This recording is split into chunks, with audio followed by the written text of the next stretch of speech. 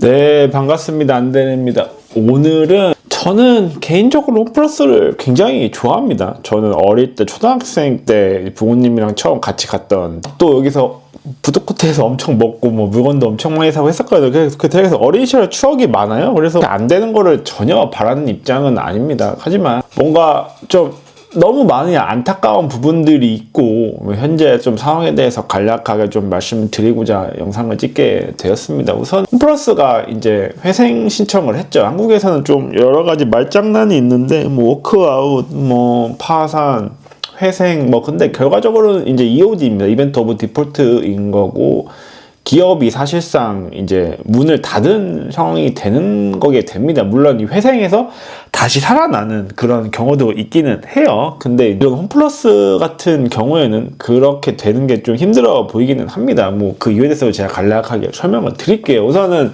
이 홈플러스라는 기업은 정말 많은 이해 관계자들이 있는 거죠. 여기서 일하는 직원만 해도 2만 명이라고 하고, 그리고 여기에 투자를 한 MBK 파트너스라는 회사가 있는 국민연금이 있게 되는 거고, 이 커머셜 페이퍼라고 해서 이제 기업 어음에 투자한 사람이 있는 거고, 여기 이용하는 고객이 있는 거죠. 되게 다양한 사람들이 입을 곳은 아마 국민연금은 좀 피해를 볼 것 같고, 그리고 이 CP를 투자한 사람들이 좀 아마 위기를 맞지 않을까 생각이 듭니다. 근데 우선은 가장 큰 채권자가 메리츠입니다. 네. 메리츠 종금지주라는 어떤 회사가 가장 큰 대출을 해주고 있었어요.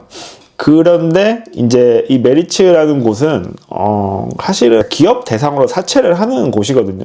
딜 조건이 굉장히 좀 빡세요. 그래가지고 이제 위험한 딜에 굉장히 고금리로 돈을 빌려주는 그런 거, 이걸 이제 사모사채라고 하는. 근데 여기서 이제 이 홈플러스가 메리츠한테 돈을 1.2조를 받았고 내년까지 전액 자금을 회수하겠다는 말을 했습니다. 이 말은 뭐냐면은요, 대부분의 점포에 있는 부동산 자산을 매각을 해버리겠다는. 근데 현재 시점에서 이 땅만 매각이 될까요? 예, 이거 쉽지 않을 겁니다. 왜냐면은 이미 이 기업 자체가 회생에 들어간 입장에서 과거에는 이 땅을 그냥 운용사가 매입을 해주는 경우가 있었어요. 땅, 왜냐면 임대료를 홈플러스가 내니까. 근데 이제 지금은 그렇게 이 땅만 매각을 하는 게 거의 불가능할 거라고 좀 생각이 듭니다. 그래서 아마 이 점포 전체를 그냥 아예 영업을 중지시켜 버리고 영업 폐쇄를 하고, 그리고 이 땅을 매각을 하는 방향으로 진행이 될 것 같다고 합니다. 그래서 대략적으로 홈플러스가 현재 가진 부동산 자산의 시가는 4조에서 5조라고 합니다. 근데 사실 이것도 좀 애매하죠. 정확하지는 않죠. 예, 이게 뭐 한 번에 이게 다 매물로 나오게 되면은 사실은 땅의 가격이라는 건 굉장히 주관적이고 변동성이 크기 때문에, 그래도 4조 5조라고 봤을 때는 이제 메리츠 자체는 크게 문제는 없을 가능성이 굉장히 높습니다. 근데 이제 문제는 이 땅들을 매각하기 위해서는 이 점포를 폐쇄한다고 말씀을 드렸잖아요. 근데 이제 여기서 일하는 많은 분들이나 여기서 장사하는 자영업자들은 굉장히 큰 타격을 보겠죠. 아마 내수에 엄청나게, 내수가 이미 개박살 났지만 거기에다가 거의 뭐 여기서 직접 일하는 사람만 2만 명이고 관련 종사자들만 해도 몇만 명일 텐데, 그 사람들이 다 이제 일자리를 그냥 잃어버리는 게 되는 거거든요. 그런 순간이 오는 거고, 이제 그걸 하겠다는 겁니다, 메리츠는. 또 그걸, 왜냐면 메리츠의 입장은 또 달라요. 여기는 자기 주주를 위해서 최선을, 이거 상장사기 때문에 주주를 위해서 최선을 다하게 되는 겁니다. 뭐 얘네 입장에서 홈플러스에서 일하는 사람들은 자기들이 그냥 신경 쓸 인간들은 아닌 거예요. 관심이 없는 거고 전혀. 그리고 이게 이제 인베스트 조선에 나온 기사인데, 여기에 각 회사의 입장이 잘 정리가 돼 있습니다. 은행권 관계자는 지난 수년간 홈플러스 리파이낸싱 문제는 인수금융으로 쳐주기도 어려운 다들 난색을 표하는 딜로 통했다.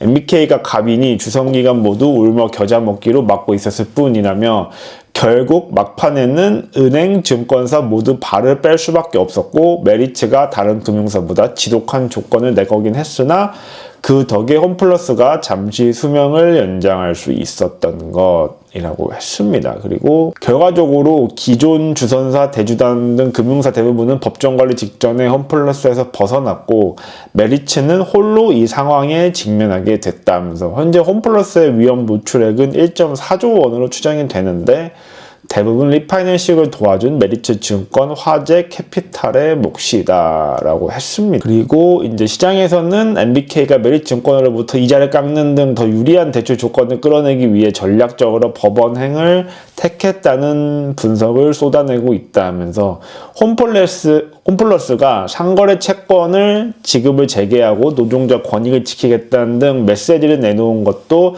메리츠를 향한 압박이 아니냐는 관전평이 나온다는 겁니다. 그러니까 여기서 메리츠가 자기만 생각을 하게 되면은 이 상거래 채권이 여기서 이제 일하는 어떤 사람들의 여기서 이 홈플러스라는 데가 홈플러스 영업만 하는 건 아니잖아요. 거기 홈플러스 매장을 점포를 지었을 때 뭐 거기서 핸드폰을 파는 사람도 있고 뭐 카드를 파는 사람도 있고 거기서 카페를 하는 사람도 있게 되는 거죠. 근데 이제 그런 것도 다 엄밀히 얘기하면 상거래 채권인데 그런 것도 아무튼 돈을 다 주긴 줘야 되는 거잖아요.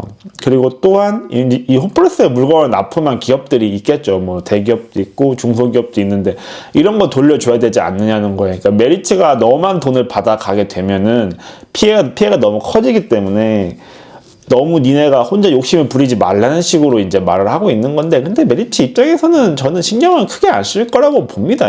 자기들은 주주를 위해서 최선을 다할 거기 때문에 홈플러스는 사실상 끝났다고 보고 있습니다. 뭐 끝난 이유는 뭐 어떤 분들은 막 노조 뭐 윤석열 탄핵 뭐 노조라고 하는데, 아니면 뭐 어떤 분들은 MBK가 뭐 탐욕이라고 하는데, 뭐 탐욕적으로 산 거는 맞습니다. 너무 인수규명을 크게 벌린 것도 있는데 시대를 뭔가 잘 못 만난 것도 있고 너무 변수가 많아서 특정 주체의 잘못이라고 하기는 어렵습니다. 근데 뭐 다양한 원인들이 있지만 저는 뭐 항상 제가 한국의 문제를 다루는 어떤 유튜버잖아요. 그래서 저는 그냥 한국이라는 국가의 관점에서 그냥 간략하게 한번 다뤄볼게요. 제가 계속 말씀드리지만 한국은 이제 부동산 때문에 모든 걸 다 포기한 국가라고 제가 말씀을 드렸죠. 네, 대략적으로 그게 왜 그런지 한번 주가로 설명을 드려볼게요. 우선은 영국에 있는 테스코라는 회사입니다. 그러니까 홈플러스의 과거 주인이 테스코였어요. 테스코는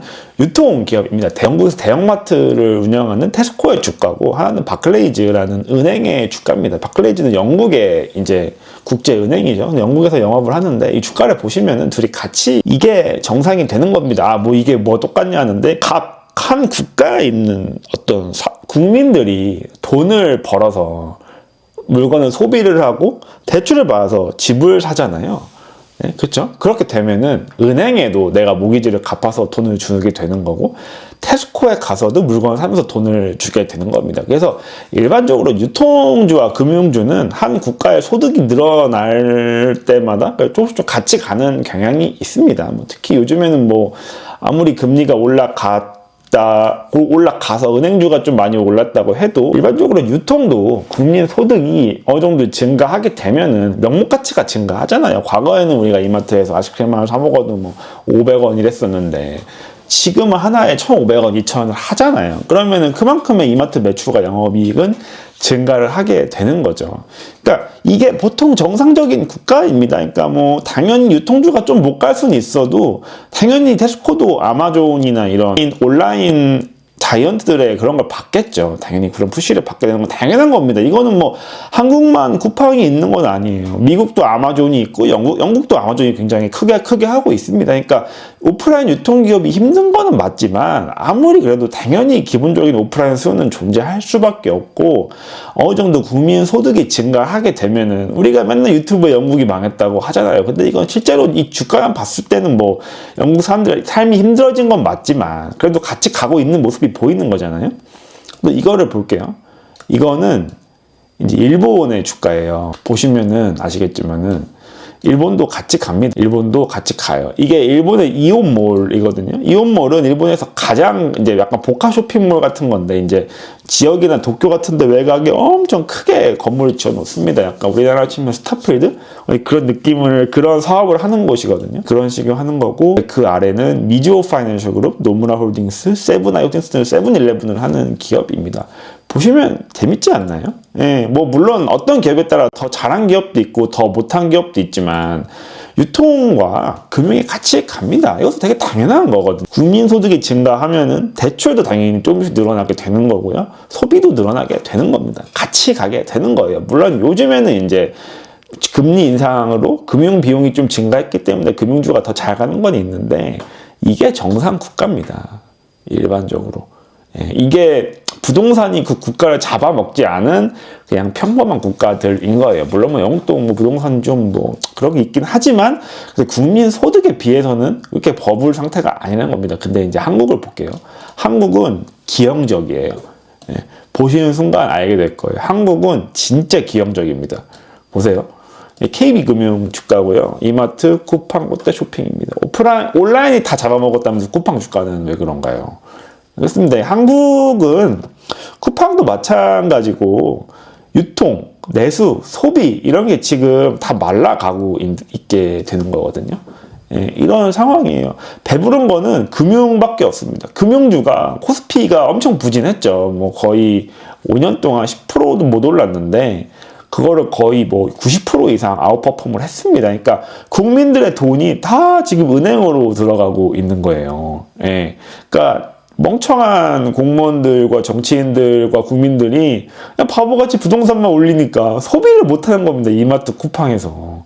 심지어 롯데쇼핑 다 합쳐가지고. 그러니까 이거는 오프라인 온라인 그런 문제가 아니니까 이런 환경에서 뭐 홈플러스는 기반이 약하잖아요. 뭐 이런 대기업들에 비해서는. 그러니까 당연히 망할 수밖에 없게 되는 거죠.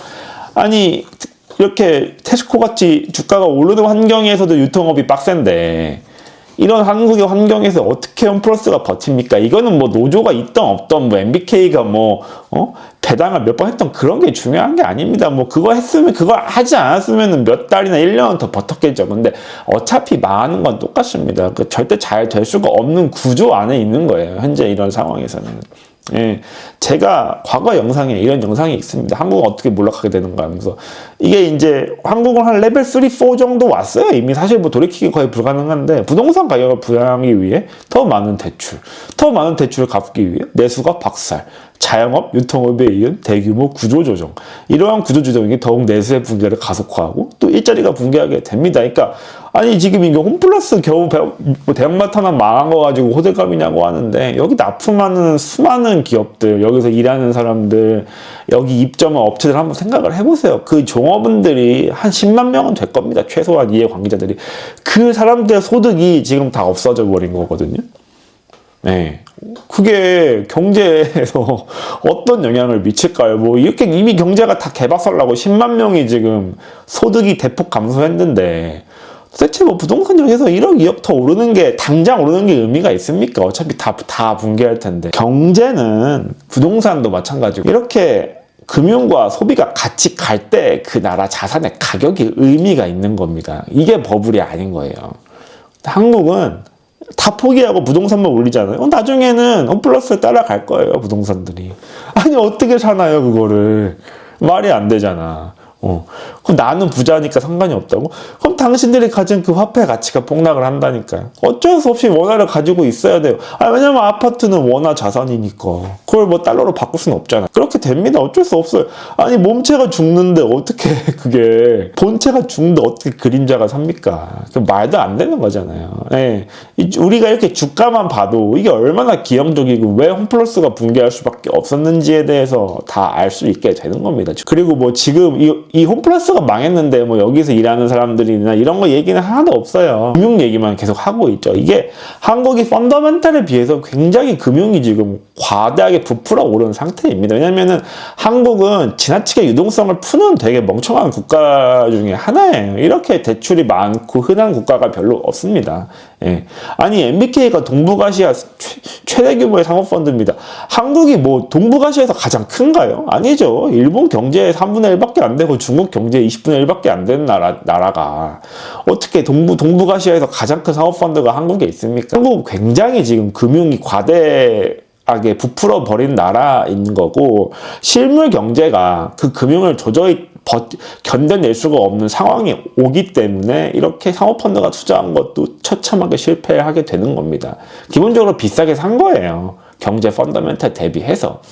그리고 한국의 경제 펀더멘탈 대비해서 현재 은행에 대한 대규모 대출과 이자 지출이 어마어마한 겁니다. 예. 그렇다면 경제가 살아날 수 있을까요? 절대 불가능하죠. 어떻게 살아납니까? 이 대출을 또 막기 위해서는 또 대출을 해야 되는데. 그러니까 대출이 계속 늘어나는 거예요. 그러니까 지금은 이제 1금융권 대출, 두 번째 저축은행 대출, 카드론 받다 보면은 계속 가는 겁니다. 마지막에 사채로 가는 거예요. 사채까지 막히면은 그때 가서 파산을 하게 되는 겁니다. 그게 한국의 운명인 거예요. 그러니까 뭐 경제가 좋아진다? 각자 꿈을 꾸는 건 자유지만, 제가 봤을 때는 이 구조상은 절대 좋아질 수 없습니다. 뭐 대규모 구조조정과 금융 파산에 동반해야 되는데 불가능하죠. 한국에서는 지금 뭐 금융사가 이렇게 큰데 금융사를 파산시켜버리는 것도 말이 안 되는 거잖아요. 뭐 한국의 미래는 아마 남미로 갈 겁니다. 이 과도하게 부풀어진 금융을 유지하기 위해서 정부는 또 계속 대규모 유동성을 공급을 할 겁니다. 원화를 계속 프린팅을 할 거고요.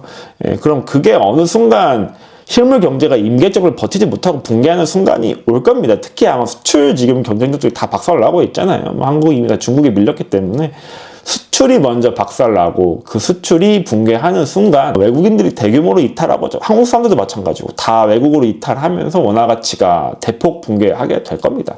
이미 그게 전조 현상이 지금 보이고 있는 거예요. 가장 경제에 민감한 유통 기업이 망했다는 것 자체만 봐도 이미 거의 끝났다고 볼 수 있는 겁니다. 한 5년 안쪽으로 보고 있습니다. 원화 가치가 아마 남미 수준으로 붕괴하게 될 겁니다. 굉장히 막 달러 계속 하락하면은 1,400원 전혀 비싸다고 생각하지 않습니다. 기회가 되면은 사 모으시면 됩니다. 네, 이상입니다.